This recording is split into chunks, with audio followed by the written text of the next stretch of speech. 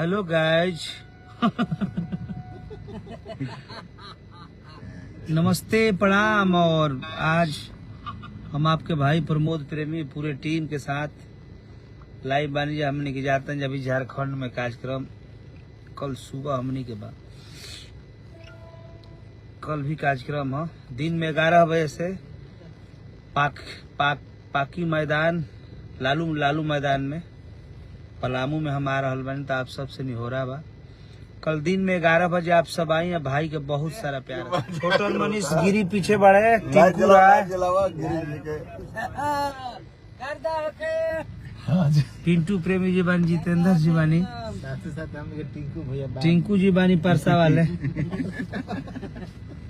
और आप सबके बहुत बहुत दिल से धन्यवाद कि आप सब दिखा देनी अपने भाई के प्यार।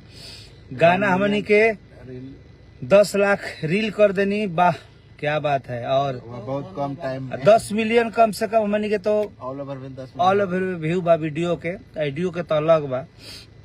बहुत सारे चैनल पर वीडियो चढ़ गई सका चढ़ा लो अपने चैनल बड़ी से जितना वही पर चढ़ल बा। और आप सबके बहुत बहुत दिल से धन्यवाद। और यही तरह अपने भाई के प्यार आशीर्वाद हमेशा रुआ सबनी राखब कहे से कि आप सबके बिना हमनी का अधूरा बनी जा। और जे भी देखो तो सब कुछ शेयर करी। यादव गाना बा मनीष रोहतासी के छठ बा और रवि चौहान के भी गीत संगीत बा। अभिषेक बाबा का संगीत नहीं राजा सब भाई के सब कुछ शेयर करे। और हमने के एक से एक बढ़ के कल छोटन बाबा के छठ को गीत लिखल छोटन मनीष के आवता स्वीट भोजपुरी रिलीज करब जा। तो गाना के आप सब स्वीट भोजपुरी पर सुनब सब है।